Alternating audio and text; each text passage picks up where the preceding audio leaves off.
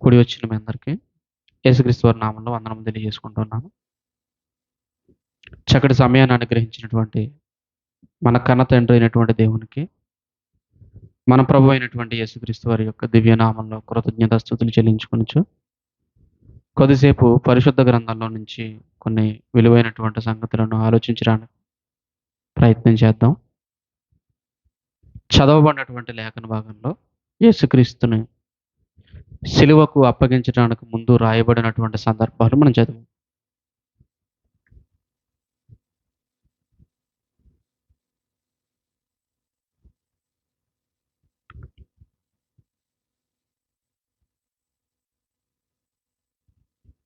యేసుక్రీస్తు సిలువ వేయబడ్డాడు. సిలువ వేయబడ్డానికి ముందు ఏం జరిగింది? ఎలాంటి సంఘటనలు జరిగాయి? అనేటువంటి విషయాలు మనం అందరము కూడా ఆలోచించాలి. ఎందుకు ఆలోచించాలంటే, మన రక్షణ ఊరకనే రాలేదు. మనం రక్షింపబడ్డామంటే, రక్షింపబడ్డానికి వెనకాల జరిగినటువంటి కార్యక్రమము చాలా గొప్పది. ఇవి మనకు అర్థం కావాలి. శుక్రవారం ఆయన సిలువ వేశారు. మన క్యాలెండర్ ప్రకారం మాట్లాడుకుంటే శుక్రవారం సిలువ వేశారాయన. ఉదయం మొదలుకొని సాయంత్రం వరకు అనేక న్యాయస్థానాల చుట్టూ తిప్పారు. మధ్యాహ్నం ఆయనను సిలువను వేశారు.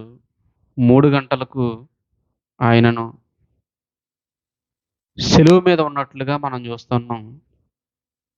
తర్వాత ఆయన తన ప్రాణాన్ని పోగొట్టుకున్నట్లుగా లేఖనాల్లో మనం చూస్తూ ఉన్నాం. ఇవన్నీ కూడా రాయబడినటువంటి సంగతులుగా అనుకున్న ఒకవేళ మనం మాట్లాడుకుంటే వీటి వల్ల ఎటువంటి ఉపయోగం ఉండదు.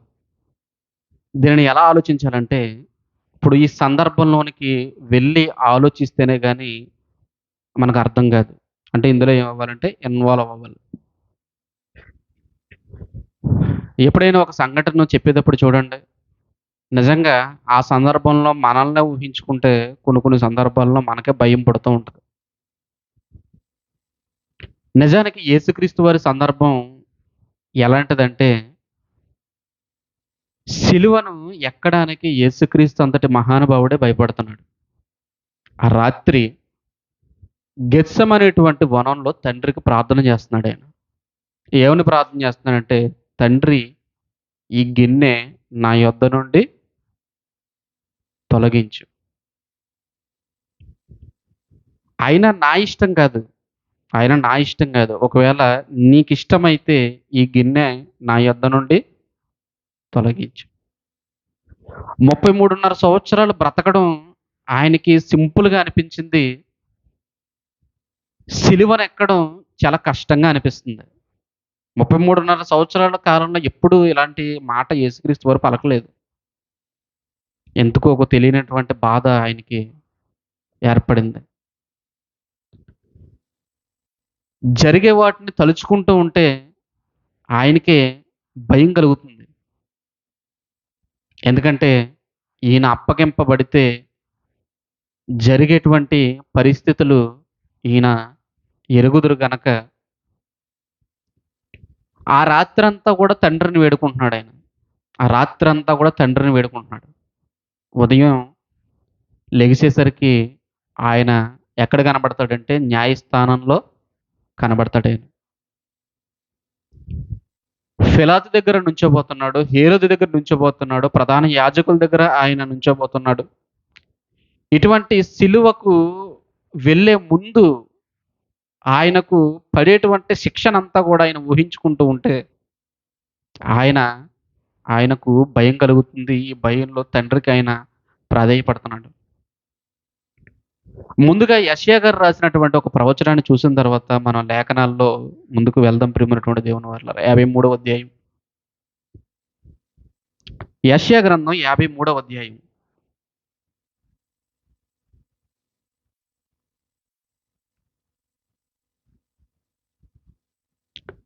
యెషయా గ్రంథం 53వ అధ్యాయం 6వ వచనం, 7వ వచనం.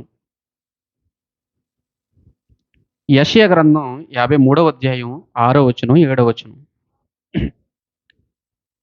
మనమందరము గొర్రెల వలె త్రోవ తప్పిపోతిమి. మనమందరము, అందరము ఇంక్లూడింగ్ మీ, అంటే యెషయా గారు కూడా.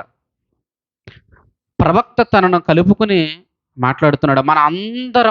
మనందరము గొర్రెల వలె త్రోవ తప్పిపోతిమి. గొర్రె అనేటువంటి ఒక మాట, ఆ మాట ఒకవేళ నీకు నచ్చకపోతే నువ్వేదైనా పెట్టుకో నీ కొరకు. ఒక మనిషి కొరకు వాడబడినటువంటి పదం అది. గొర్రె, గొర్రె స్థానంలో దేన్ని పెట్టుకుంటావు నువ్వు? గేదెని పెట్టుకుంటావా? ఆవును పెట్టుకుంటావా? కుక్కను పెట్టుకుంటావా? ఎద్దుని పెట్టుకుంటావా? గాడిదను పెట్టుకుంటావా? ఒంటెను పెట్టుకుంటావా? నువ్వు దేనిని పెట్టుకున్నా సరే ఆయన మాట్లాడుతున్నటువంటి మాట ఏంటో తెలుసా? నువ్వు తప్పిపోయావు. మనమందరము గొర్రెల వలె త్రోవ తప్పిపోతిమి. హ్మ్. మనలో ప్రతివాడు తనకిష్టమైన త్రోవకు తొలగెను. యెహోవా మన అందరి దోషమును అతని మీద మోపెను. అతడు దౌర్జన్యము నొందెను. బాధింపబడినను అతడు నోరు తెరవలేదు. వదకు తేబడు గొర్రెపిల్లయు, బొచ్చు కత్తిరించువాని ఎదుట గొర్రెయు మౌనముగా నుండునట్లు అతడు నోరు తెరవలేదు. అన్యాయపు తీర్పు నొందినవాడై అతడు కొనుపోబడెను.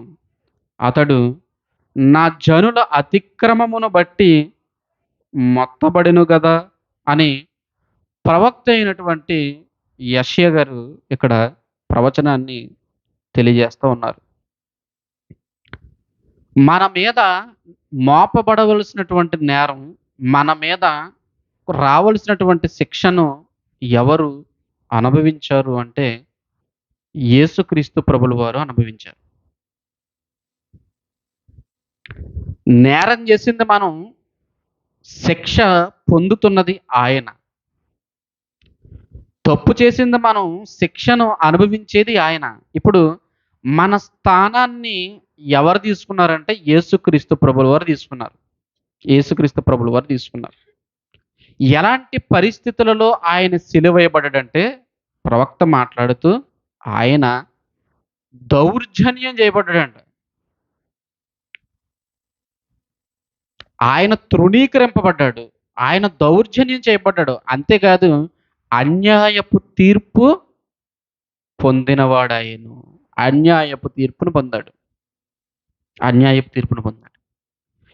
గుడ్ ఫ్రైడే అని ఏదైతే ప్రపంచవ్యాప్తంగా మనం మాట్లాడుకుంటున్నామో, ఈ గుడ్ ఫ్రైడే రోజున యేసుక్రీస్తు ప్రభుల వారు అన్యాయపు తీర్పు నొందినవాడై సిలువకెక్కాడు. అన్యాయపు తీర్పు నొందినవాడై దౌర్జన్యము చేయబడిన వాడుగా ఆయన సిలువకు వెళ్ళాడు. ఆయన సిలువకు వెళ్ళాడు. ఆయన అన్యాయముగా కొనుపోబడ్డబట్టే మనకు న్యాయం జరిగింది. మనకు న్యాయం జరిగింది. ఒకరికి అన్యాయం, మరొకనికి న్యాయం. ఎందుకంటే మన విషయంలో శిక్షనంతటినీ భరించడానికి ఆయన ఈ లోకానికి వచ్చాడు కాబట్టి, తన ప్రాణాన్ని ఇవ్వడానికి ఆయన సిద్ధపడ్డాడు కాబట్టి, ఇప్పుడు శిక్ష అంతా కూడా ఎవరి మీద మోపబడుతుందంటే యేసుక్రీస్తు వారి మీద మోపబడుతుంది. యేసుక్రీస్తు వారి మీద మోపబడుతుంది. ఇప్పుడు ఈ శిక్షను అంతటినీ మోపించుకోవడానికి, మోయటానికి, సిలువను ఎక్కడానికి సిద్ధపడి యేసుక్రీస్తు ప్రభుల వారు ఈ లోకానికి అడుగుపెట్టినటువంటి సందర్భాన్ని మనం ఆలోచించాలి ప్రియమైనటువంటి దేవుని వర్లారా. యేసుక్రీస్తు బ్రతుకున్నటువంటి కాలం ఎలా కనబడుతుందంటే 33.5 సంవత్సరాల పాటు ఆయన జీవితాన్ని గనక ఆలోచిస్తే 30 సంవత్సరాలు తల్లిదండ్రుల దగ్గర ఆయన పెరిగాడు. 3.5 సంవత్సరాలు సేవా పరిచర్యలో ఉన్నాడు. ఈ 3.5 సంవత్సరాల కాలంలో మనం ఆలోచిస్తే ఆయన చివరి దినాల దగ్గరకు వచ్చేసరికి ఆయన సిలువ వేయబడిన వాడుగా కనిపిస్తున్నాడు. సిలువ వేయబడిన వాడుగా కనిపిస్తున్నాడు. జాగ్రత్తగా ఆలోచించగలిగితే, అంటే చివరి దినాలలో ఏం జరిగింది? ఏ ఏ సంగతులను దేవుడు పరిశుద్ధ గ్రంథంలో రాయించాడు? దాని ద్వారా మనం తెలుసుకోవాల్సినటువంటి విషయాలు ఏంటి అని మనం పరిశుద్ధ గ్రంథంలోనికి వెళ్లి ఆలోచించగలిగితే, ఆయనను యోధ ముద్దు పెట్టుకొని అప్పగించాడు. ముద్దు పెట్టుకొని అప్పగించిన తర్వాత, ఇదిగో ప్రధాన యాజకుల దగ్గరకు, పెద్దల దగ్గరకు, రాజుల దగ్గరకు ఆయన కొనుపోబడ్డాడు. ఆయన కొనుపోబడ్డాడు. అనేకమైనటువంటి న్యాయస్థానాల చుట్టూ ఆయన తిరుగుతున్నాడు. ఎందుకంటే ఆయన మీద మోపబడినటువంటి అనేకమైనటువంటి నేరాలకు రుజువులు లేవు. ఆధారాలు అంతకన్నా లేవు. అనేకమైనటువంటి నేరాలు ఆయన మీద మోపబడుతున్నాయి. ఒకటి కాకపోతే మరొకటి, ఇవన్నీ కూడా ఒకదానితో ఒకటి సరిపోవడం లేదు. సరిపోవడం లేదు. వీరందరూ కూడా యేసుక్రీస్తుని సిలువ వేయాలనేటువంటి ఉద్దేశంతో ఉన్నటువంటి సందర్భంలో, ప్రభువు మన కొరకు చేసినటువంటి ఆ త్యాగాన్ని జ్ఞాపకం చేసుకోవడానికి ఒక విషయాన్ని మనం బాగా అర్థం చేసుకోవాలి. తిన్నగా తీసుకొని వెళ్ళి ఆయనను సిలువ వేయలేదు. ఆయన ఎలా ఏడ్చబడ్డాడో, ఎలా నిందలు భరించాడో, ఎలా సిలువకు అప్పగించబడ్డాడో, ఇవి సంగతులన్నీ కూడా మనకు అర్థం కావాలి. మనకు అర్థం కావాలి. అర్థం కావడానికి దేవుడు మనకు విశదపరచడానికి చక్కటి లేఖనాలను పరిశుద్ధ గ్రంథంలో రాయించాడు ప్రియమైనటువంటి దేవుని వల్లారా. మొదటిగా యోహాను సువార్తలో చదవబడినటువంటి లేఖన భాగాన్ని ఒకసారి మనం ఆలోచించగలిగితే, యోహాను సువార్త 18వ అధ్యాయం, యోహాను సువార్త 18వ అధ్యాయం, 18వ అధ్యాయం 12వ వచనం. అంతటా సైనికులను, సహస్రాధిపతియు, యూదుల బంట్రౌతులను యేసును పట్టుకుని ఆయనను బంధించి మొదట అన్న యొద్దకు ఆయనను తీసుకుని పోయిరి. అతడు ఆ సంవత్సరము ప్రధాన యాజకుడైన కయపకు మామ. మొట్టమొదటిగా యేసుక్రీస్తుని పట్టుకున్న తర్వాత, యేసుక్రీస్తుని బంధించిన తర్వాత, యేసుక్రీస్తుని మొట్టమొదటిగా ఎక్కడికి తీసుకుని వెళ్లారంట? ప్రధాన యాజకుని దగ్గరకు తీసుకుని వెళ్లారు. ప్రధాన యాజకుని దగ్గరకు తీసుకుని వెళ్లారు. ఆ వ్యక్తి ఎవరో కాదు, అన్న. అన్న దగ్గరకు యేసుక్రీస్తుని తీసుకుని వెళ్లారు. యేసుక్రీస్తుని తీసుకుని వెళ్లారు. యేసుక్రీస్తు తీసుకుని వెళ్ళిన తర్వాత యేసుక్రీస్తుతో మాట్లాడుతున్నారు. ఏమని మాట్లాడుతున్నారంటే, "నువ్వు నిజంగా దేవుని కుమారుడువా? నువ్వు నిజంగా పరలోకము నుంచి పంపబడినటువంటి దేవుని కుమారుడువా?" అని అడుగుతుంటే ఆయన ఏం మాట్లాడుతున్నాడంటే, "నిజమే. నేను మీ మధ్య ఉన్నప్పుడు ఎన్నో సార్లు మాట్లాడాను. ఎన్నో సార్లు మాట్లాడాను. నువ్వు చేసినటువంటి కార్యములన్నీ కూడా ఇవి దేవుడు మనకు ఇచ్చినటువంటి ప్రవక్త ద్వారా చేయబడినటువంటి కార్యములను గుర్తించడానికి అనేకమైనటువంటి అద్భుతాలు చేశాను. సూచక్రియలు మీ కళ్ళ ఎదుట చేశాను. కానీ అప్పుడున్నటువంటి సమాజం యేసుక్రీస్తు వారిని నమ్మలేదు. మొదట అన్న దగ్గరికి తీసుకొని వచ్చారు. తర్వాత మరలా ఎక్కడికి తీసుకొని వెళ్తున్నారో చూడండి. 24వ వచనం. 24వ వచనం. అంతట అన్న యేసుని బంధింపబడి ఉన్నట్టుగానే ప్రధాన యాజకుడైన కయప యొద్దకు పంపెను. ఇప్పుడు యేసుక్రీస్తు వారిని ఎక్కడి నుంచి ఎక్కడికి తీసుకొని వెళ్తున్నారో చూడండి. సిలువకు ముందు జరిగేటువంటి సన్నివేశాలు ఇవన్నీ. యేసుక్రీస్తు వారు సిలువకు ముందు జరిగేటువంటి సన్నివేశాలు ముందుగా ప్రవక్త ప్రవచనాలను బట్టి, రాయబడినని బట్టి యేసుక్రీస్తుని డైరెక్ట్‌గా తీసుకొని వెళ్లి సిలువ వేయడం లేదు. ఏం చేస్తున్నారు? ఆయన మీద అన్యాయాన్ని మోపుతున్నారు. అన్యాయాన్ని మోపుతున్నారు. న్యాయంగా బ్రతికినటువంటి ప్రభువుని ఎలా చిత్రీకరిస్తున్నారంటే, ఒక అన్యాయస్తుడిగా చిత్రీకరిస్తున్నాడు. పరిశుద్ధుడిగా బ్రతికినటువంటి ప్రభువుని ఒక పాపాత్ముడిగా ఏం చేస్తున్నారంటే చిత్రీకరిస్తున్నారు. చిత్రీకరిస్తున్నారు. మొదట అన్న యొద్దకు తీసుకొని వెళ్లారు. తర్వాత కయప యొద్దకు తీసుకొని వెళ్లారు. తర్వాత ఎక్కడికి తీసుకొని వెళ్లారంటే లూకా తన సువార్త పుస్తకాన్ని రాస్తూ 23వ అధ్యాయం మొదటి వచనంలో రాయబడినటువంటి ఆ మాటను చూడండి. లూకా సువార్త 23వ అధ్యాయం, లూకా సువార్త 23వ అధ్యాయం మొదటి వచనం దగ్గర నుంచి. అంతటా వారందరూ లేచి ఆయనను పిలాతునొద్దకు తీసుకుని పోయి, ఇతడు మా జనమును తిరుగుబడ ప్రేరేపించుచు కైసరుకు పన్నియ్యవద్దనియు, తానే క్రీస్తును ఒక రాజుననియు చెప్పగా మేము వింటిమని ఆయన మీద నేరము మోపసాగిరి. పిలాతు, నీవు యూదుల రాజువా అని ఆయనను అడుగగా, ఆయన నీవన్నట్టే అని అతనితో చెప్పెను.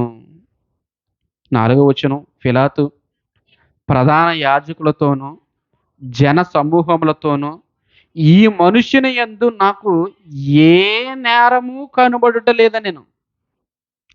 మీరు బంధించి తీసుకువచ్చినటువంటి ఈ యేసుక్రీస్తు ఈయనను చూస్తుంటే ఈయన యందు ఏ నేరము వీరికి పిలాతుకి కనబడటం లేదు. కానీ వీరి ఆకాంక్ష ఏంటి? వీరి కోరిక ఏంటంటే యేసుక్రీస్తుని ఎలాగైనా సరే సిలువ వేయాలి. యేసుక్రీస్తుని ఎలాగైనా సరే సిలువ వేయాలి.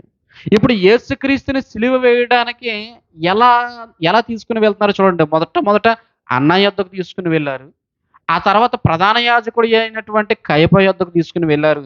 మరలా ఎక్కడికి తీసుకొని వచ్చారంటే వీరిని పరిపాలిస్తున్నటువంటి రాజు దగ్గరకు వీరిని పిలాతునొద్దకు యేసుక్రీస్తు ప్రభుల వారిని తీసుకొని వచ్చారు. ఆలోచించండి ప్రియమైనటువంటి దేవుని వల్ల. మన విషయంలో ఎప్పుడైనా అన్యాయం జరిగిందనుకోండి, ఏం చేస్తాం? మొట్టమొదటిగా లోకల్‌లో ఉన్నటువంటి పోలీస్ స్టేషన్‌కి వెళ్లి కంప్లెయింట్ ఇస్తాం. అప్పుడు న్యాయం జరగలేదనుకోండి, ఎస్ఐ ద్వారా న్యాయం జరగలేదనుకోండి, అప్పుడు ఎక్కడికి వెళ్తాం? సీఏ గారి దగ్గరికి వెళ్తాం. సీఏ గారు కూడా న్యాయం చేయలేదనుకోండి, ఎక్కడికి వెళ్తాం అప్పుడు? వీళ్ళందరికీ హెడ్ ఒక ఆయన ఉన్నాడు, డీఎస్పీ గారు. ఆయన దగ్గరికి వెళ్తాం మనం. ఎక్కడికి వెళ్తాం? డీఎస్పీ గారి దగ్గరికి వెళ్తాం. అక్కడ కూడా న్యాయం జరగలేదనుకోండి, ఎక్కడికి వెళ్తాం సరాసరి? ఎస్పీ గారు, సూపరింటెండెంట్ ఆఫ్ పోలీస్, ఎస్పీ ఆఫీస్‌కి వెళ్తాం. అక్కడ కూడా న్యాయం జరగలేదనుకోండి, కలెక్టర్ దగ్గరికి వెళ్తాం. ఇక్కడ కూడా న్యాయం జరగలేదనుకోండి, ఎక్కడికి వెళ్తాం తెలుసా? హైకోర్టుకి వెళ్ళొచ్చు. ఎక్కడికి వెళ్ళొచ్చు? కోర్టుకి వెళ్ళొచ్చు, హైకోర్టుకి వెళ్ళొచ్చు. హైకోర్టులో కూడా న్యాయం జరగలేదనుకోండి, ఎక్కడికి వెళ్ళొచ్చు? సుప్రీం కోర్టుకి వెళ్ళొచ్చు. ఇన్ని న్యాయస్థానాలలో ఖచ్చితంగా న్యాయం ఎక్కడైనా దొరుకుతుందేమో అనేటువంటి ఒక ఆలోచన మనలో ఏమవుతుందంటే కలుగుతుంది ప్రియమైనటువంటి దేవుని వల్లారా. బాగా ఆలోచించండి. ఎందుకు ఈ సంగతులన్నీ ఆలోచించాలంటే యేసుక్రీస్తుని ఎన్ని న్యాయస్థానాల చుట్టూ తిప్పుతున్నారో చూడండి. ఎన్ని న్యాయస్థానాల చుట్టూ తిప్పుతున్నారు. రాత్రివేళ ప్రార్థనలో చెమట ఎలా మారిపోయింది? రక్తంగా మారిపోయింది. రక్తంగా మారిపోయింది. ఆయన వేదన పడి ప్రార్థన చేస్తున్నాడు. ఆయన వేదన పడి ప్రార్థన చేస్తున్నాడు.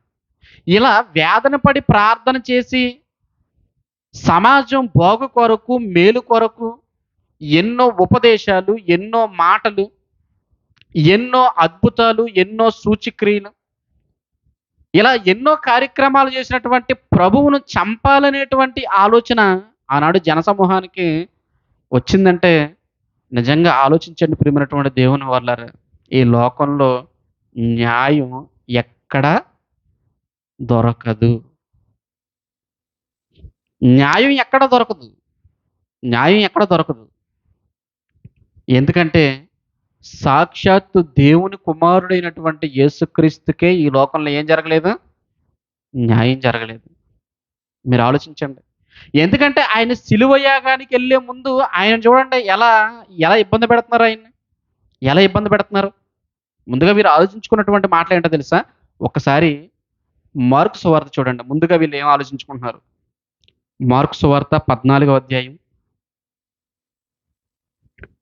మార్కు సువార్త 14వ అధ్యాయం, 53 వచ్చిన దగ్గర నుంచి. ఓహ్! మార్కు సువార్త 14వ అధ్యాయం 53 వచ్చిన దగ్గర నుంచి. వారు యేసును ప్రధాన యాజకుని యొద్దకు అనగా కయప యొద్దకు తీసుకొని పోయిరి. ప్రధాన యాజకులు, పెద్దలు, శాస్త్రులు అందరును అతనితో కూడా వచ్చిరి. పేతురు ప్రధాన యాజకుని ఇంటి ముంగిట వరకు దూరము నుండి ఆయన వెంట పోయి బంట్రోతులతో కూడా కూర్చుండి మంట యొద్ద చలి కాచుకొనుచుండెను. ప్రధాన యాజకులను, మహాసభ వారందరును యేసును చంపవలెనని ఆయన మీద సాక్ష్యము వెదికిరి గాని ఏమీ వారికి దొరకలేదు. ఈ ప్రధాన యాజకులు, పెద్దలు, ఈ శాస్త్రులు ఏం చేస్తున్నారు? ఆయనను చంపవలెనని ఆ! ఆయనను ఎలాగైనా చంపాలనేటువంటి తాత్పర్యం కలిగిన వారై అనేకమైనటువంటి సాక్ష్యములు వెదికిరి గాని ఏమీ కూడా దొరకలేదు. హ్మ్. 56 వచనం. అనేకులు ఆయన మీద అబద్ధ సాక్ష్యము పలికినను వారి సాక్ష్యములు ఒకదానికొకటి సరిపడలేదు. ఇప్పుడు అబద్ధ సాక్ష్యం చెప్పిన ఈ అబద్ధ సాక్ష్యములు తీసుకొని వచ్చి వాటిని రుజువు చేయడానికే ఈ సాక్ష్యములేవి కూడా సరిపోవడం లేదు. నీతిమంతుడైన వాడిని చంపడానికే వీరు పన్నినటువంటి ఒక కుట్ర, వీరు చేసినటువంటి ఒక ఆలోచన ఏంటో తెలుసా? ఈయనను ఎలాగైనా సరే మన మధ్య నుండి తీసివేయాలి అనేది వీరి ఆలోచన. తండ్రి ఆలోచన ఏంటంటే ప్రజల అందరి పాపములు ఈయన మీద మోపాలనేటువంటిది దేవుని ఆలోచన. దేవుని ఆలోచన సిలువేయబడాలి. వీరి ఆలోచన కూడా సిలువేయబడాలి. వీరు ఇంగో మా మధ్యన ఈయన ఉండకుండా సిలువేయబడాలని కోరుకున్నారు. దేవుడు ఏం కోరుకున్నాడంటే ఈయన ప్రపంచం అందరి నిమిత్తం తన ప్రాణాన్ని పెట్టాలని దేవుడు కోరుకున్నాడు. అంటే దేవుని వెర్షన్‌లో చూస్తే రక్షణ కనబడుతుంది. దేవుని ఆలోచనలోనికి చూస్తే ఏం కనబడుతుందంటే, ఇదిగో మనం అందరము గొర్రెల వలె త్రోవ తప్పిపోతుమి. ఇంగో మనల్ని అందరినీ ఆయన వైపుకు మళ్లించడానికే ఇదిగో ఈ సిలువ యాగం ద్వారా మానవాళిని తన యొద్దకు తెచ్చుకోవడానికి దేవుడు ప్రయత్నం చేస్తున్నాడు. కానీ ఆనాడున్నటువంటి జనసమూహం కపటోపాయము పన్ని యేసుక్రీస్తుని చంపాలనేటువంటి ఆలోచన ఆనాడున్నటువంటి జనసమూహానికి ఉంది. బాగా ఆలోచించండి. 2 కోణాలని అర్థం చేసుకుంటే దేవుని యొక్క ఉన్నతమైనటువంటి సంకల్పం మనకు అర్థమవుతుంది. దేవుని సంకల్పం సిలువ వేయబడాలనే ఉంది. ఇప్పుడు వీరు కూడా ఏం చేయాలనుకుంటున్నారు? సిలువ వేయాలనుకుంటున్నారు. అలాగని వీరి ఆలోచన కరెక్టా అంటే కరెక్ట్ కాదు. వీరి ఆలోచన మంచిది కాదు. వీరికున్నటువంటి ఉద్దేశ్యం మంచిది కాదు. యేసుని కపటోపాయంతో చంపాలనుకుంటున్నారు. కపటోపాయంతో చంపాలనుకుంటున్నారు. ఎందుకయ్యా అంటే ఈళ్ళకి లేనటువంటి పేరు ఎవరికుంది? యేసుక్రీస్తుకుంది. వీళ్ళు చెయ్యలేనటువంటి కార్యక్రమాలు ప్రభువు చేస్తున్నాడు. స్వస్థపరచడం గాని, సూచక క్రియలు గాని, అద్భుతములు గాని, చనిపోయిన వారిని తిరిగి లేపడం గాని, ఇవన్నీ కార్యక్రమాలు ఎవరు చేస్తున్నారంటే యేసుక్రీస్తు చేస్తున్నాడు. ప్రజలందరూ ఎవరి వెంట ఉన్నారంటే ఎవరి వెంట ఉన్నారు? ప్రభువు వెంట ఉన్నారు. ఈయన ఉండకూడదు. ఏదో ఒక నేరం మోపి ఈయనను మన మధ్య నుండి తీసివేయనటువంటి ఆలోచనతో వారు ఉండి అనేకమైనటువంటి కుట్రలు పన్నుతున్నారు ప్రియమైనటువంటి దేవుని వారలారా. అనేకమైనటువంటి కుట్రలు. అనేకమైనటువంటి సాక్ష్యములు, అబద్ధ సాక్ష్యాలను వెతుకుతున్నారు. అవి తీసుకొని వచ్చి వారి ముందు పెట్టినా సరే అవి ఒకదానికొకటి సరిపోవడం లేదు. సరిపోవడం లేదు. ఇగో న్యాయస్థానాల చుట్టూ తిప్పుతున్నారు. ఇగో రాజుల చుట్టూ తిప్పుతున్నారు. ఆఖరికి వారి ఉద్దేశ్యం ఏంటో తెలుసా? సిలువ వేయాలనేటువంటి ఉద్దేశం వారికి ఉంది ప్రియమైనటువంటి దేవుని వాళ్ళారా. అదే 23వ అధ్యాయం దగ్గరికి రాబోతులకి ఆయన లోక సువార్త 23వ అధ్యాయం దగ్గర రాబోతులకి ఏం చెప్తున్నారంటే, పిలాతు దగ్గరకు తీసుకొని వచ్చి, మాకు శిక్షించడానికి అధికారం లేదు. మాకు శిక్షించేటువంటి అధికారం లేదు. మా ధర్మశాస్త్రం ప్రకారంగా ఒక వ్యక్తికి మరణ శిక్ష విధించేటువంటి అధికారం మాకైతే లేదు. మాకైతే లేదు. కానీ మీకుంది ఒక రాజుగా. యోదయను పరిపాలిస్తున్నటువంటి ఒక రాజుగా, పిలాతుగా మీరున్నారు కాబట్టి, ఇదిగో మీ అధికారంలో ఉన్నటువంటి ఇతడు తనను రాజుగా అతన్ని చూపించుకుంటూ, యూదులకు రాజుగా అతన్ని చూపించుకుంటూ, మీ మీద జనసమూహాన్ని తిరగబడ ప్రేరేపిస్తున్నాడు కాబట్టి మీరితన్ని శిక్షించండి అని ఇదిగో పిలాతు దగ్గరకు తీసుకొని వెళ్ళి యేసుక్రీస్తుని నిలవబెట్టారు ప్రియమైనటువంటి దేవుని వాళ్ళారా. పిలాతు మోపబడినటువంటి నేరములన్నీ విన్నాడు. నేరములన్నీ విన్నాడు. ఎన్ని నేరములు విన్నా పిలాతుకి అతనికి మీద మోపబడినటువంటి ప్రభువు మీద మోపబడినటువంటి ఈ నేరములకు తగినటువంటి హేతువులు ఏమీ కూడా కనబడడం లేదు. కనబడడం లేదు. ఈయన గలిలియా ప్రదేశపు వాడని పిలాతు విన్నాడు. వెంటనే గలిలియా ప్రదేశమా? అయితే నువ్వు వీరిని ఎక్కడికి తీసుకుని వెళ్ళాలంటే యేసుక్రీస్తుని మరలా ఇదిగో గలిలియపు దేశంలో ఉన్నటువంటి హేరోదు దగ్గరకు పంపించాలి అని మరలా పిలాతుకి ఆలోచన వచ్చింది. హేరోదు ఎక్కడున్నాడంటే యెరూషలేములోనే ఉన్నాడు. మరలా యెరూషలేములో ఉన్నటువంటి హేరోదు దగ్గరికి మరలా పిలాతు పంపిస్తున్నాడు. ఒకవేళ నీ అధికారం క్రింద ఉన్నవాడు కదా, ఎప్పుడైనా ఇతని వల్ల నీకు ఏమైనా ఇబ్బంది కలిగిందా?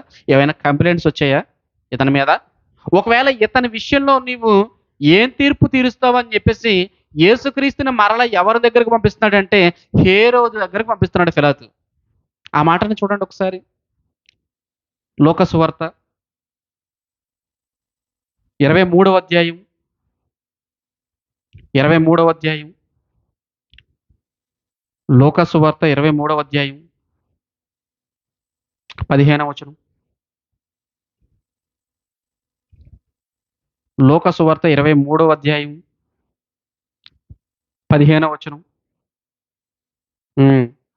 ఇంకా ఇంకా మనం 4వ వచనం దగ్గర నుంచి చూడగలిగితే, 4వ వచనం దగ్గర నుంచి చూద్దాం. ఇంకా ముందు నుంచి చూస్తే మనకు సందర్భం బాగా అర్థమవుతుంది. పిలాతు ప్రధాన యాజకులతోనూ జనసమూహములతోనూ ఈ మనుషుని యందు నాకు ఏ నేరము కనబడలేదనెను. అయితే వారు ఇతడు గలిలియ దేశము మొదలుకొని ఇంతవరకును యోదయ దేశమందంతటా ఉపదేశించుచు ప్రజలను రేపుచున్నాడని మరింత పట్టుదలగా చెప్పిరి. పిలాతు ఈ మాట విని, ఈ మనుషుడు గలిలయుడా అని అడిగి, ఆయన హేరోదు అధికారము క్రింద ఉన్న ప్రదేశపు వాడని తెలుసుకుని హేరోదు నొద్దకు ఆయనను పంపెను. హేరోదు ఆ దినములలో యెరూషలేములోనే ఉండెను. హేరోదు అప్పుడు యెరూషలేములోనే ఉన్నాడు. హేరోదు దగ్గరకు పంపించాడు. ఎందుకంటే హేరోదు అధికారము క్రింద ఉన్నటువంటి ప్రదేశములో నివసిస్తున్నటువంటి వాడుగా ఎవరున్నారంటే యేసుక్రీస్తు ప్రభువు ఉన్నాడు. యేసుక్రీస్తు ప్రభువు ఉన్నాడు. వెంటనే హేరోదు 8వ వచనం, హేరోదు యేసును చూచి మిక్కిలి సంతోషించెను. ఆయనను గురించి చాలా సంగతులు విన్నాడు హేరోదు. ఎప్పుడు నుంచో ఆయన ఏదైనా ఒక సూచక్రియ చేస్తే బాగుండునే అని ఎదురు చూస్తా ఉన్నాడు. సాక్షాత్తు ప్రభువు ఆయన దగ్గర నుంచున్నాడు ప్రియమైనటువంటి వారలారా. 10వ వచనం. ప్రధాన యాజకులను శాస్త్రులను నిలవబడి ఆయన మీద తీక్షణముగా నేరము మోపిరి. హేరోదు తన సైనికులతో కలిసి ఆయనను తృణీకరించి ఆయనకు ప్రశస్తమైన వస్త్రములను తొడిగించి పిలాతు నొద్దకు మరలా పంపెను.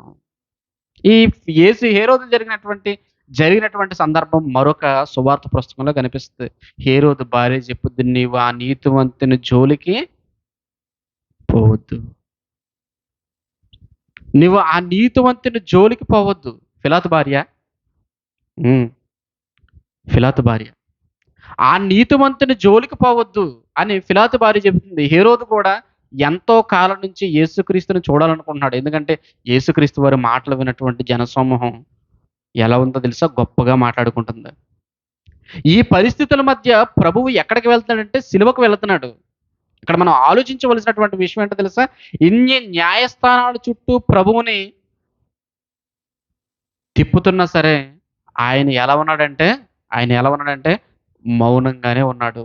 మౌనంగానే ఉన్నాడు. ఇన్ని న్యాయస్థానాల చుట్టూ ఆయనను త్రిప్పుతున్నా సరే, ఆయన మౌనంగానే ఉన్నాడు. మరలా హేరోదు తిరిగి మరలా ఎవరి దగ్గరికి పంపించాడంటే, మరలా తిరిగి పిలాతు దగ్గరికి పంపించాడు.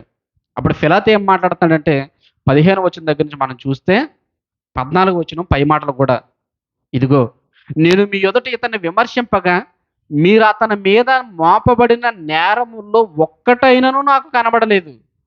హేరోదును కూడా కనబడలేదు. హేరోదు అతన్ని మా యొద్దకు తిరిగి పంపెను గదా! ఇదిగో మరణమునకు తగినదేదియు ఇతడు చెయ్యలేదు.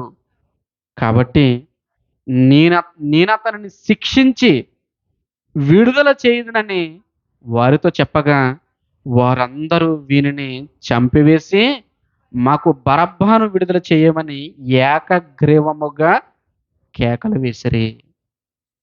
ఎందుకంటే పండగలలో ఒకరిని విడుదల చేయడం వాడుక. పండుగలలో ఒకరిని విడుదల చేయడం వాడుక. మరి యేసుని విడుదల చేయమంటారా? అని అడుగుతున్నారు. పిలాతు మీకు ఒక వాడుక ఉంది కదా! మీ పండగల్లో ఒకరిని విడుదల చేయడం వాడుక ఉంది కదా! ఆ వాడుకలో ఇతన్ని శిక్షించి నేనేం చేస్తానంటే విడుదల చేస్తాను. విడుదల చేస్తానంటే వీరు ఒప్పుకోవడం లేదు. ఈ యేసుని సిలువ వేసి మాకు బరబ్బను అప్పగించండి. ఒక బందిపోటు దొంగను మాకు అప్పగించండి. ఒక నరహత్య జరిగించిన వాడు మాకు అప్పగించండి. ఈయనను మాత్రం ఏం చేయాలంటే సిలువ వేయాలి. ఈయననేం చేయాలంటే సిలువ వేయాలి. ఈయననేం చేయాలంటే సిలువ వేయాలి. సిలువ వేయాలి. ఇదిగో వారు అలా అడుగుతున్న కొలది, వాళ్ళు అడుగుతున్న కొలది పిలాతు సముదాయిస్తున్నాడు. ఎంత సముదాయించినా అక్కడ ఉన్నటువంటి పెద్దలు, ప్రధాన యాజకులు, శాస్త్రులు ప్రజలను రెచ్చగొట్టి యేసుని సిలువ వేయమని ప్రేరేపిస్తూ ఉన్నారు ప్రియమైనటువంటి దేవుని వాళ్ళారా. వెంటనే పిలాతుకు కూడా అర్థమైపోయింది. యేసుని చంపేంత వరకు వీరు నిద్రపోరు. యేసుని చంపేంత వరకు కూడా వీరు నిద్రపోరు. వెంటనే పిలాతు నీళ్లు తెచ్చుకొని ఏం చేస్తున్నాడో తెలుసా? చేతులు కడిగేసుకుంటున్నాడు. నీళ్లు తెచ్చుకొని చేతులు కడిగేసుకుంటున్నాడు. ఈయన రక్తాపరాధ విషయంలో నా మీదకి నేరం రాకూడదు. నేను నిరపరాధిని అని ఏం చేస్తున్నాడంటే, ఇగో తన చేతులు కడిగేసుకుంటున్నాడు. ఇంకా యేసుక్రీస్తుని మరలా ఎవరికి అప్పగిస్తున్నాడంటే, ఏ ప్రధాన యాజకులు, పెద్దలు యేసుక్రీస్తుని తీసుకొని వచ్చారో వారికి అప్పగిస్తున్నట్లుగా కనపడుతుంది. చూడండి 23వ వచనం. 23వ వచనం. అయితే వారు ఒకే పట్టుగా పెద్ద కేకలు వేసి వీనిని సిలువ వెయ్యమని అడుగగా వారి కేకలే గెలిచెను. కాగా వారు అడిగినట్టే జరగవలెనని పిలాతు తీర్పు తీర్చి అల్లరి నిమిత్తమును, నరహత్య నిమిత్తమును చెరసాలలో వేయబడిన వారిని, అనగా బరబ్బను వారు అడిగినట్టు వారికి విడుదల చేసి, యేసుని వారికి ఇష్టము వచ్చినట్టు చేయుటకు అప్పగించెను. ఇప్పుడు తిరిగి బాలు ఎవరి కోర్టులోకి వచ్చిందంటే, ప్రధాన యాజకుల కోర్టులోకి వచ్చింది. యేసుక్రీస్తుని తిప్పి మరలా ఎక్కడికి తీసుకొని వచ్చారంటే, ఎక్కడ తీసుకొని వచ్చారు? మరలా ప్రధాన యాజకుల దగ్గరకే తీసుకొని వచ్చారు ప్రియమైనటువంటి దేవుని వాళ్ళారా. అన్యాయపు తీర్పు యేసుక్రీస్తు ప్రభువుకి ఎలా జరిగిందో చూడండి. ఉదయం మొదలుకొని మధ్యాహ్న కాలం వరకు ఆ రోజంతా ప్రభువుని అలా తిప్పుతానే ఉన్నారు. ఆయన న్యాయస్థానాల చుట్టూ తిప్పుతానే ఉన్నారు. ఎందుకు ఆయనకి ఎంత కష్టం? వారితో పాటు కలిసిపోతే వారితో పాటు వారి మాటలకు ఏకీభవిస్తే ఏమైనా నష్టమా అంటే, యేసుక్రీస్తుకి నష్టం తర్వాత పక్కన పెడితే నష్టపోయేది ఎవరంటే మనమే, ప్రియమైనటువంటి దేవుని వల్ల. యేసుక్రీస్తుని గురించి పక్కన పెడితే, యేసుక్రీస్తు ఇంత కష్టపడ్డానికి గల కారణం ఎవరు అంటే మనమే. మనమే. ఆ ఎండ వేళల్లో ఆయనను తిప్పుతున్నారు, ప్రియమైనటువంటి దేవుని వల్ల. ఎండ వేళ ఆయన తిప్పుతున్నారు. ఉదయం మొదలుకొని మధ్యాహ్నం కాలం వరకు. ఇదిగో ఇన్ని న్యాయస్థానాల చుట్టూ తిప్పిన యోదయ దేశానికి ఫిలాతు రాజుగా ఉన్నాడు. గలిలయ దేశానికి హేరోదు రాజుగా ఉన్నాడు. ఇద్దరు రాజులు న్యాయం తీర్చలేక తీసుకొని వచ్చి తన స్వజనులకే మరలా ఏం చేశారంటే అప్పగించారు, ప్రియమైనటువంటి దేవుని వర్లారా. బాగా ఆలోచించేయండి. బాగా ఆలోచించండి. మరలా తిరిగి ఎవరికి అప్పగించారంటే, ఏ ప్రధాన యాజకులైతే యేసుక్రీస్తుని తీసుకుని వెళ్లారో ఆ ప్రధాన యాజకుల చేతికే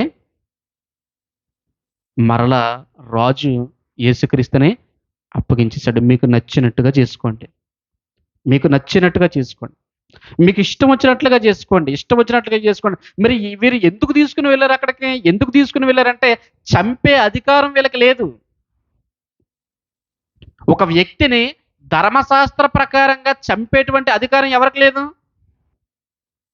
ప్రధాన యాజకులకు లేదు. పెద్దలకు లేదు. పెద్దలకు లేదు. ఎందుకంటే ఒకవేళ చంపాలంటే మోషే ధర్మశాస్త్రం ఆయన మీద ఆరోపింపబడాలి. ఆ సాక్ష్యము రుజువవ్వాలి. కానీ ఏ సాక్ష్యము సరిపడటం లేదే. ఏ సాక్ష్యము సరిపడటం లేదే. ఎన్ని న్యాయస్థానాలు చుట్టూ తిప్పారు, ప్రియమైనటువంటి దేవుని వల్ల. ఎందుకు తిరుగుతున్నాడు ఆయన? ఎందుకు తిరుగుతున్నాడు? 33.5 సంవత్సరాల కాలం పాటు బ్రతికినటువంటి ప్రభువు, ఆయన ఆఖరి దినం అనేకమైనటువంటి న్యాయస్థానంలో న్యాయం కోసం ఆయన తిరుగుతున్నాడు, ప్రియమైనటువంటి దేవుని వల్ల. ఆయన ఏమైనా తిన్నాడో లేదో తెలియదు. ఉదయం నుంచి ఆయన ఏ ఆహారం తీసుకున్నాడో తెలియదు. ఉదయం మనందరం కూడా టిఫిన్ చేసి వచ్చాం.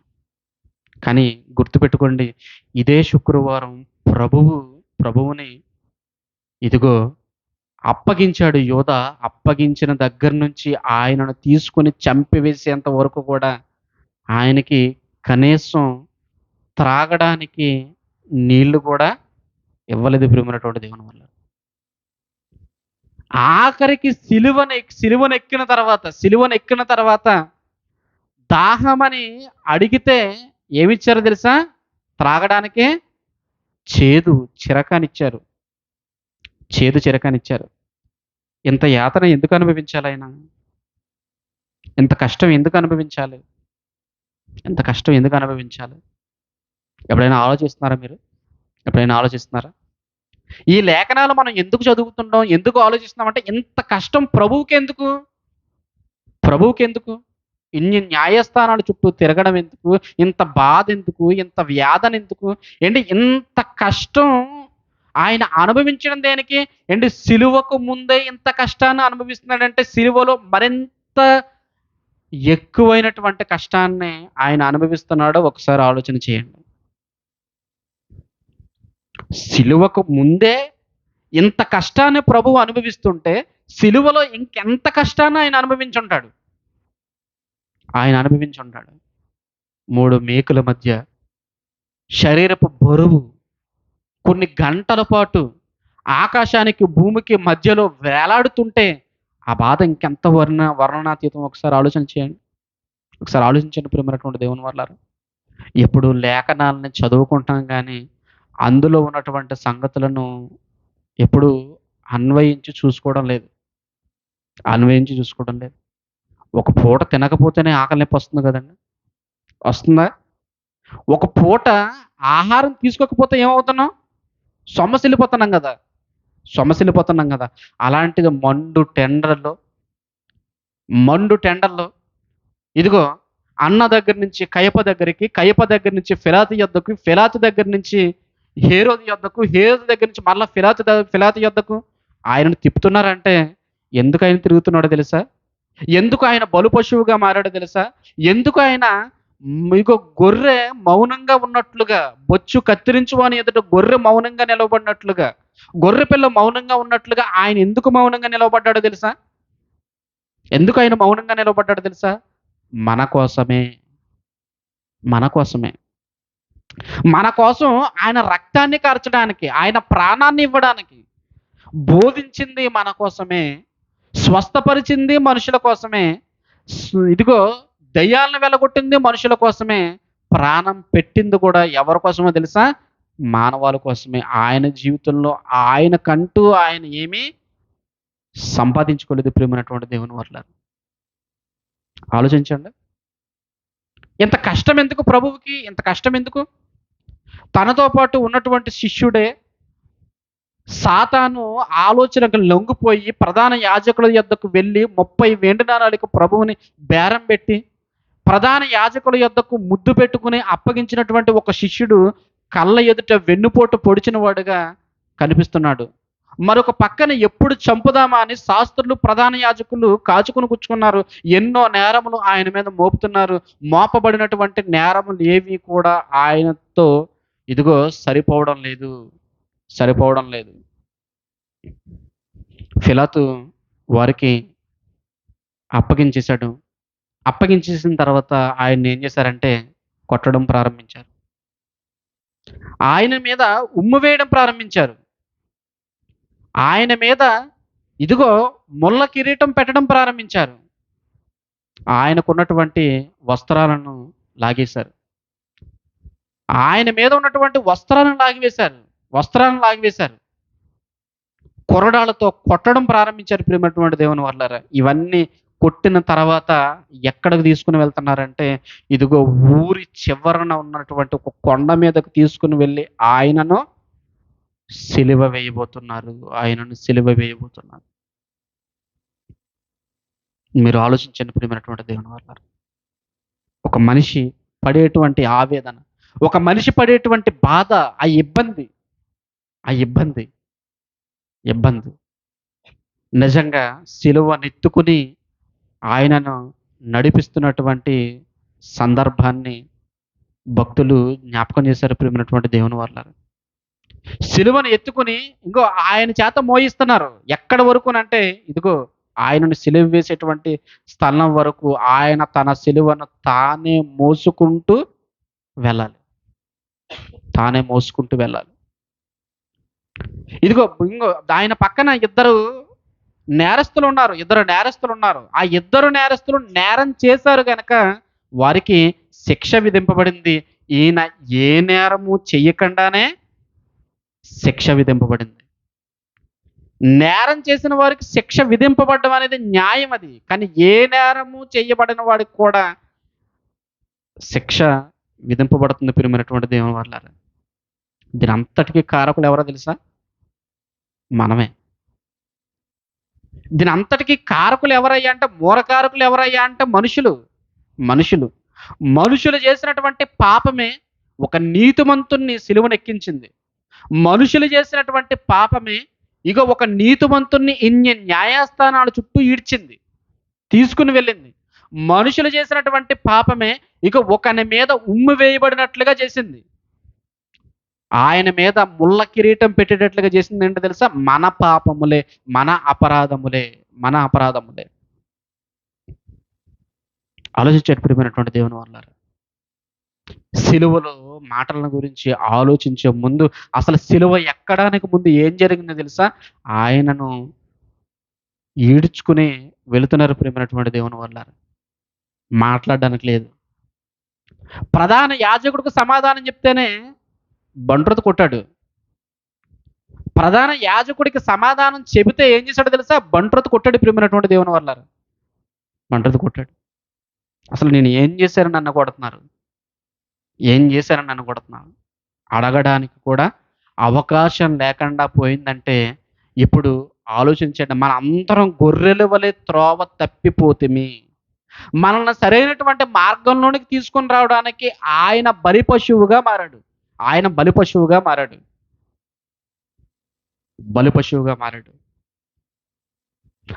ఈ పెద్దలు, ప్రధాన యాజకులు, ఈ శాస్త్రులు వీరందరూ కలిసి ప్రభువుని ఏం చేశారంటే సిలువ వేశారు ప్రియమైనటువంటి దేవుని వాళ్ళ. ఆయన్ని ఈడ్చుకుని వేరారు. సిలువ వేశారు. సిలువ వేశారు. సిలువ వేశారు. సిలువ వేసిన తర్వాత వీరికి ఆ మరణ భయం ఇంకా ఉండిపోయింది ప్రియమైనటువంటి దేవుని వాళ్ళ. యేసుక్రీస్తు యొక్క మరణం ఎప్పటితో ఆగిపోలేదు. ఎప్పటితో ఆగిపోలేదు. వీరు సిలువ వేసేంత వరకు ఆగిపోలేదు. సిలువ వేసిన తర్వాత శిష్యులు ప్రకటిస్తూ ఉంటే వీరికి ఏం కలుగుతుందో తెలుసా? భయం కలుగుతుంది. ఒకసారి అపోస్తుల కార్యములు చూడండి. రెండవ అధ్యాయం. అపోస్తుల కార్యములు రెండవ అధ్యాయం. అపోస్తుల కార్యములు రెండవ అధ్యాయం 22వ వచనం, 23వ వచనం. ఇశ్రాయేలు వారులారా, ఈ మాట వినండి. దేవుడు నజరేయుడగు యేసు చేత అద్భుతములను, మహత్కార్యములను, సూచక క్రియలను మీ మధ్యను చేయించి ఆ ఆయనను తన వలన మెప్పు పొందిన వానిగా మీకు కనబరిచెను. ఇది మీరు ఎరుగుదురు. దేవుడు నిశ్చయించిన సంకల్పమును ఆయన భవిష్యత్ జ్ఞానమును అనుసరించి అప్పగింపబడిన ఈయనను మీరు దుష్టుల చేత సిలువ వేయించి చంపితిరి. మరణము ఆయనను బంధించి ఇంచుట అసాధ్యము గనుక దేవుడు మరణ వేదమును తొలగించి ఆయనను లేపెను. ఇంకా మీరు సిలువ వేశారు, మీరు సిలువ వేశారు అన్నాడు పేతురు గారు. మీరు సిలువ వేశారు. ఈ పెద్దలు, ఈ ప్రధాన యాజకులు వీరందరి మీద మరలా ఏం చేస్తారంటే పేతురు మరలా మాట్లాడి మీరందరూ ఈయనను ఏం చేశారంటే సిలువ వేశారు. ఇదంతా మీరు తెలిసి చేశారా అంటే కాదు కాదు మీరు తెలియక చేశారు అన్నాడు. అపోస్తుల కార్యములు 3వ అధ్యాయం. అపోస్తుల కార్యములు 3వ అధ్యాయం 14వ వచనం.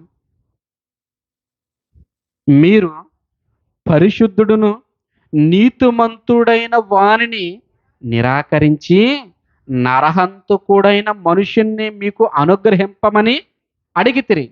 మీరు జీవాధిపతిని చంపితిరి గాని దేవుడు ఆయనను మృతులలో నుండి లేపెను. అందుకు మేము సాక్షులము అని చెబుతూ 17వ వచనం. సహోదరులారా, మీరును మీ అధికారులను తెలియక చేసితిరని నాకు తెలియను. ఇంతకీ ఇంత కార్యక్రమం వీళ్ళు ఎలా చేశారయ్యా అంటే తెలియక చేసితిరి. తెలియక చేసితిరి.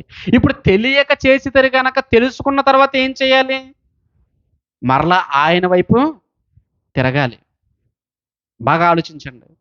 ఇప్పుడు మనం బాగా ఈ సందర్భాన్ని గనక ఆలోచిస్తే ఇదంతా కూడా యేసుక్రీస్తు దేవుని కుమారుడని ఒప్పుకొనకపోవుట చేత యేసుక్రీస్తుకి ఇవన్నీ కూడా జరిగించారు. యేసుక్రీస్తు దేవుని కుమారుడని వారు విశ్వసించలేదు. యేసుక్రీస్తు దేవుని కుమారుడని విశ్వసిస్తే ఆయనను సిలువ వెయ్యరు ప్రియమైనటువంటి దేవుని వారలారా.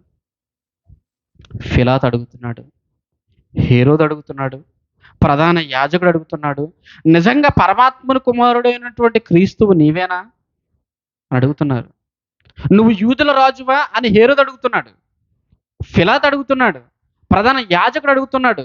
నువ్వు దేవుని కుమారుడువా అని అడుగుతున్నాడు. అప్పుడు ఆయన సమాధానం చెప్తున్నాడు, మీరన్నట్టే నేను ఆయన కుమారుడను, దేవుని కుమారుడను.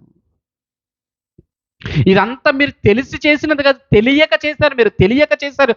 అయితే ఇప్పుడు మీరు ఏం చేయాలంటే తెలుసుకోవాలి, తెలుసుకోవాలి. ఇప్పుడు తెలుసుకోకపోతే ఏం జరుగుతుంది? తెలుసుకోకపోతే ఏం జరుగుతుంది? తెలుసుకుంటే రక్షణ. సిలువ ద్వారా ఏం కలుగుతుంది? రక్షణ. ఇప్పుడు తెలుసుకోకపోతే ఏం జరుగుతుంది అంటే అదే సిలువ ద్వారా ఏం కలుగుతుందంటే శిక్ష. శిక్ష కలుగుతుంది. ఇప్పుడు పేతురు వారి మధ్య నిలవబడి వారితో మాట్లాడుతున్నాడు. అక్కడ ఉన్నటువంటి ప్రధాన యాజకులతోని పెద్దలతోని మాట్లాడుతున్నాడు. ఏ పెద్దలైతే యేసుక్రీస్తుని సిలువేశారో, ఏ పెద్దలైతే యేసుక్రీస్తుని న్యాయస్థానాలకు తీసుకుని వెళ్ళి ఈడ్చివేశారో అదే పెద్దలతో మరలా ఎవరు మాట్లాడుతున్నారంటే పేతురు గారు మాట్లాడుతున్నారు. అనతి కాలంలో, అనతి కాలంలో ఏమని మాట్లాడుతున్నారంటే చూడండి మరలా అదే 17వ వచనం. సహోదరులారా, మీరును మీ అధికారులను తెలియక చేసితరని నాకు తెలియను. తర్వాత అయితే దేవుడు తన క్రీస్తు శ్రమపడుననియు సమస్త ప్రవక్తల నోట ముందుగా ప్రచురపరిచిన విషయములను ఇలాగు నెరవేర్చెను. ప్రభువు సముఖము నుండి విశ్రాంతి కాలము వచ్చినట్లును మీ కొరకు నియమించిన క్రీస్తు యేసును ఆయన పంపునట్లును మీ పాపములను తుడిచివేయబడి నిమిత్తమును మారు మనస్సు నొంది తిరగండి. మారు మనసు నొంది మీరేం చేయాలంటే తిరగండి. ఇప్పుడు మీరు తెలియక చేశారు. తెలియక చేశారు. ఇప్పుడు తెలుసుకొని ఏం చేయాలి? మీరు తిరిగిపోవాలి. యేసుక్రీస్తు వైపునకి ఏం చేయాలి? తిరిగిపోవాలి. మీరు తెలియక యేసుక్రీస్తుని సిలువేశారు. కానీ ఇప్పుడు తెలుసుకున్న తర్వాత మీ మనసులను ఏం చేయమన్నాడంటే మార్చుకోండి అని అపోస్తలులు మరలా ఏం చేస్తున్నారంటే ఏ యేసుక్రీస్తునైతే సిలువ వేయబడడానికి కారకులుగా ఉన్నారో ఆ సమూహానికి ఏం చేస్తున్నారంటే మరలా బోధ చేస్తున్నారు ప్రియమైనటువంటి దేవుని వల్ల. మరలా బోధ చేస్తున్నారు. ఈ సందర్భంలో మన జీవితాలు దాగున్నాయి. ఎలా మన జీవితాలు దాగున్నాయో ఇంకా ముందుకు వెళితే మంచి క్లారిటీ మనకొస్తుంది ప్రియమైనటువంటి దేవుని వల్ల. ముందుకు వెళ్తే మంచి క్లారిటీ మనకొస్తుంది. ఇది అపోస్తల కార్యములు 5వ అధ్యాయం. అపోస్తల కార్యములు 5వ అధ్యాయం. 5వ అధ్యాయం. ఇప్పుడు వీళ్ళందరూ మాట్లాడుతున్నటువంటి మాట ఏంటో తెలుసా? ఈ ప్రధాన యాజకులు వీళ్ళందరూ కూడా ఏమని మాట్లాడుతున్నారో ఒకసారి చూడండి. హ్మ్. 27వ వచనం. 5వ అధ్యాయం 27వ వచనం. వారిని తీసుకొని వచ్చి ఎవరినంటే అపోస్తలులను తీసుకొని వచ్చి సభలో నిలవబెట్టగా ప్రధాన యాజకుడను వారిని చూచి మీరు ఈ నామమును బట్టి బోధింపకూడదని మేము మీకు ఖండితముగా ఆజ్ఞాపింపలేదా? ఏంటంట ఈ నామమును బట్టి బోధింపకూడదు. ఇప్పుడు జరుగుతున్నటువంటి సందర్భాలన్నిటిని కూడా బాగా అర్థం చేసుకోండి. బాగా ఆలోచించండి. ఏంటంటే యేసుక్రీస్తుని చంపేస్తే ఏమైపోతుంది అనుకున్నారంటే వీళ్ళు అక్కడితో కథ ముగిసిపోతుంది అనుకున్నారు. యేసుక్రీస్తుని చంపితే అక్కడితో కథ ముగిసిపోతుంది అనుకున్నారు. ఇంకా మాకు అడ్డు తొలగిపోతుంది అనుకున్నారు. కానీ ఏం జరుగుతుందో తెలుసా? ఇప్పుడు యేసుక్రీస్తు చనిపోయిన తర్వాత ఇది మరింత ప్రబలం అవుతుంది. మరింత ప్రబలం అవుతుంది. మరింత ప్రబలం అవుతుంది. అప్పుడు వెంటనే ప్రధాన యాజకులు, పెద్దలు ఏమని మాట్లాడుతున్నారు? ఏమని మాట్లాడుతున్నారు? అపోస్తలులు వారిని ముందుకు తీసుకొని వచ్చిన తర్వాత, నిలవబెట్టిన తర్వాత, అప్పుడు ప్రధాన యాజకులు, పెద్దలు ఏమని మాట్లాడుతున్నారంటే, "హ్మ్. హ్మ్. మేము బోధింపకూడదని మీకు ఖండితంగా ఆజ్ఞాపించలేదా? ఆయనే పోయాడంటే ఆయన బోధన తీసుకొస్తున్నారేంటయ్యా మీరు? ఆయనే పోయాడనుకున్నాం. అడ్డు లేకుండా చేసామనుకున్నాం. ఇప్పుడు మీరేం చేస్తున్నారు? ఆయన బోధన తీసుకొని వస్తున్నారు. హ్మ్. ఇంకా మాట్లాడుతున్నారు చూడండి. మీకు ఆజ్ఞాపింపలేదా? ఇదిగో మీరు యెరూషలేమును మీ బోధతో నింపి ఈ మనుష్యుని హత్య మా మీదకి తేవలెనని ఉద్దేశించుచున్నారని చెప్పెను. ఇప్పుడు ఏమి ఏ హత్యను వీరి మీదకి తీసుకొని రావాలని ప్రయత్నిస్తున్నట్లుగా వీరని భావిస్తున్నారో తెలుసా? ఇదిగో ఏ యేసుక్రీస్తునైతే సిలువ వేసి హత్య చేశారో, ఆ యేసుక్రీస్తు యొక్క హత్యను వీరి మీదకు తెస్తున్నట్లుగా వీరు భావిస్తున్నారంటే అర్థం ఏంటో తెలుసా? వీరు తప్పు చేశారు. వీరేం చేశారు? ప్రధాన యాజకులు, పెద్దలు ఏం చేశారంటే తప్పు చేశారు. ఇంకా మాట్లాడుతున్నాడు చూడండి 29వ వచనం. 29వ వచనం. అందుకు పేతురును, అపోస్తలులను మనుషులకు కాదు దేవునికే మేము లోబడవలెను గదా! మీరు మ్రాను మీద వ్రేలాడదీసి సంహరించిన యేసును మన పితరుల దేవుడు లేపును. మ్రాను మీద వ్రేలాడదీసి చంపింది యేసుక్రీస్తు. ఆ యేసుక్రీస్తు హత్యా దోషము మా మీదకి నువ్వు తీసుకొని వస్తున్నారా అని అడుగుతున్నారు. మరలా అదే ప్రధాన యాజకులు. ఇప్పుడు ఈ వాక్యాన్ని గనక మనం బాగా అర్థం చేసుకుంటే, బాగా ఆలోచిస్తే, ఇప్పుడు ఆయనను విశ్వసిస్తే ఏం కలుగుతుందంటే పాప క్షమాపణ కలుగుతుంది. ఆయనను నమ్మితే పాప క్షమాపణ కలుగుతుంది. ఆయనను నమ్మకపోతే ఏం కలుగుతుంది? ఆయన శిలువ శిక్ష వారి మీద మోపబడుతుంది. మోపబడుతుంది. ఈ విషయాన్ని బాగా మనం అర్థం చేసుకోవాలి. బాగా మనం ఆలోచించాలి. ఎందుకంటే ఇప్పుడు ఈ పరిస్థితుల్లో ఎవరున్నారంటే మనమే ఉన్నాం. మనమే ఉన్నాం. ఒకటి ఆయన సిలువను గనక ఒకవేళ మనం నమ్మితే, ఆయన రక్షణను గనక మనం అంగీకరిస్తే, ఆయనను వెంబడిస్తే ఒకటి మనకి ఏం కలుగుతుందంటే పాప క్షమాపణ. ఆ పాప క్షమాపణ ద్వారా మనకేం కలుగుతుంది? పరలోక ప్రవేశం కలుగుతుంది. తండ్రి చెంతకు మనం చేరుకోగలం. తండ్రి చెంతకు మనం చేరుకోగలం. అదే ఈ సిలువను గనక మనం విడిచిపెట్టామనుకోండి, ఈ సిలువ విలువను గనక మనం గుర్తించలేదనుకోండి, ఇప్పుడు ప్రపంచం మీద మోపబడబోతున్నటువంటి నేరం ఏంటో తెలుసా? శిక్షా నేరం. ఆ నేరం ఏంటో తెలుసా? యేసుక్రీస్తును సిలువ వేసిన వారున్న జాబితాలో ఎవరు చేరిపోతారంటే, ఆయనను విశ్వసించిన వారందరూ కూడా ఎక్కడికి చేరిపోతారు? సిలువ వేసిన వారి జాబితాలోకి చేరిపోతారు. ఇందాక సహోదరుడు మాట్లాడాడు కదా! ఒకటేంటంటే ఆయన నిన్ను రక్షించడానికి ఏం చేశాడంటే తన ప్రాణం పెట్టాడు. తన ప్రాణం పెట్టాడు. ఒక రకంగా చెప్పాలంటే నీకు జామీన్ ఇవ్వడానికి ఇష్టపడుతున్నాడు. నీకు జామీన్ ఇవ్వడానికి ఇష్టపడుతున్నాడు. ఇప్పుడు ఈ రక్షణలోనికి వస్తే ఎవరికి మంచిదంటే నీకే మంచిది. నీకే మంచిది. ఇప్పుడు ప్రపంచం తన పాప భారములను మోస్తూ ఎక్కడికి వెళ్తుందంటే నాశనానికి వెళుతుంది. నాశనానికి వెళుతుంది. ఈ పాప భారాన్ని మోసుకుంటా ఎక్కడికి వెళ్తుంది? నాశనానికి వెళ్ళిపోతుంది ప్రియమైనటువంటి దేవుని వాళ్ళారా. ఇప్పుడు ఆయన చెయ్యనివ్వడానికి, ఆయన జామీనివ్వడానికి, ఆయన్ని విడిపించడానికి సిలువకు వెళ్ళాడు. శిక్షింపబడ్డాడు. న్యాయస్థానాల చుట్టూ తిరిగాడు. ఆయన ఇదిగో తన ప్రాణమును, తన రక్తాన్ని ధారపోసాడు ప్రియమైనటువంటి దేవుని వాళ్ళారా. రక్తాన్ని ధారపోసాడు. ఇది అర్థం కానటువంటి ఆనాటి సమాజం ఏమనుకుందంటే, ఇగో ఆ మనుషుని హత్యా దోషమును మా మీద మీరు రుద్దుతారా? మా మీద మీరు రుద్దుతారా? ఈ విషయంలో ఈయన మరణం విషయంలో మాకేం తెలియదు అన్నట్లుగా బ్రతుకుతున్నారు ప్రియమైనటువంటి దేవుని వాళ్ళారా. ఏం తెలీదన్నట్లుగా బ్రతుకుతున్నారు. ఈనాడు అనేకమైనటువంటి వాస్తవ విషయములు మనం గ్రహిస్తున్నప్పటికీ కూడా అర్థం చేసుకోలేనటువంటి స్థితిలో మనం ఉన్నాం.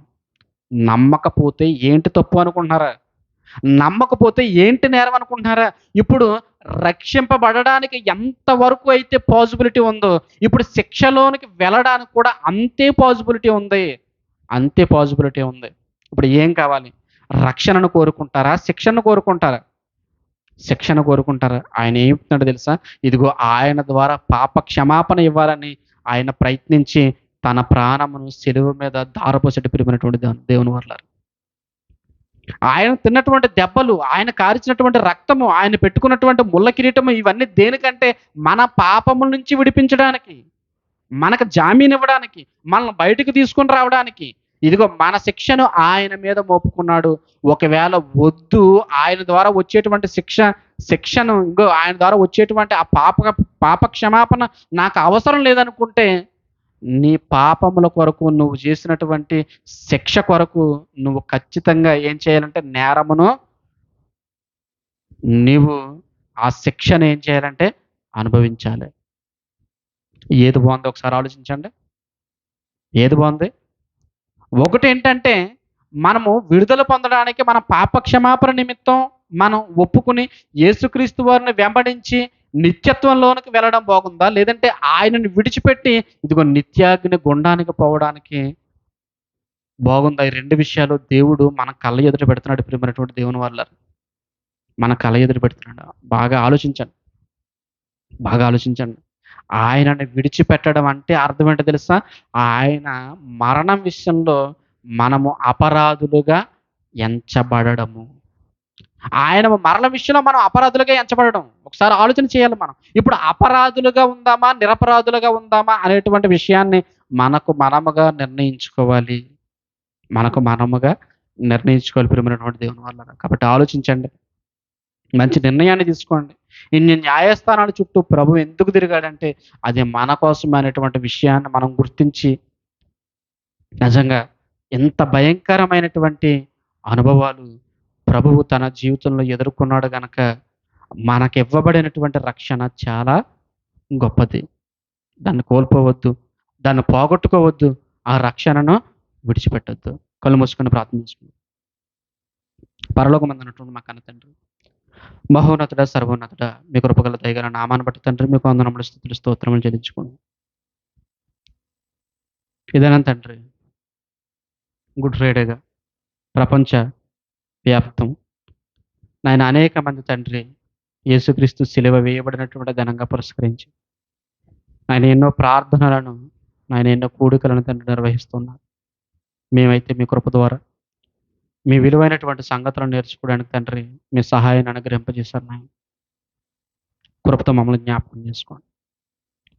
నాయన ఆయన సిలువ ఎక్కడానికి ముందు మా కొరకు ఎన్ని ఇబ్బందులు పడ్డాడో, అన్యాయపు తీర్పుని పొంది అనేక న్యాయస్థానాల చుట్టూ తిరిగి నాయన ఆ ప్రధాన యాజకులు, పెద్దలు యేసుక్రీస్తుని ఎలా సిలువ వేశారు తండ్రి. మా కళ్ళ ఎదుట చూపించారు.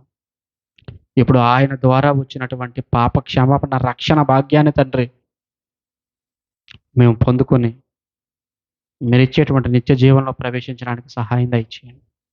ఇదే రక్షణను ఒకనాడు అపోస్తులు ప్రకటిస్తుంటే, ఆ మనిషిని హత్యానేరము మా మీదకు తీసుకొని రావాలని ఉద్దేశించి ఉన్నారా అని ఆనాడు నాయన ప్రధాన యాజకులు, పెద్దలు మాట్లాడారు తండ్రి. అవును నాయన. ఆయనను అంగీకరించకపోతే నిజముగానే నాయన ఆ నేరము తండ్రి నాయన వారి మీద, వారి కుటుంబముల మీద, ఈనాడు ఉన్నటువంటి ప్రపంచ ప్రజల మీద మోపబడుతుందని తండ్రి మీ లేఖనాల్లో మీరు వ్రాయించారు. కాబట్టి విశ్వసించడానికి సహాయం దయచేయండి. విశ్వసించి తండ్రి పాపం చేయకుండా జాగ్రత్త పడడానికి, నమ్మకంగా తండ్రి మీ కొరకు జీవించడానికి తండ్రి సహాయం దయచేయండి. మమ్మల్ని బలపరచండి దేవా. ఈ 3 దినపు కూడికల ద్వారా తండ్రి మా ఆత్మీయ జీవితాన్ని మరింత బలపరచండి.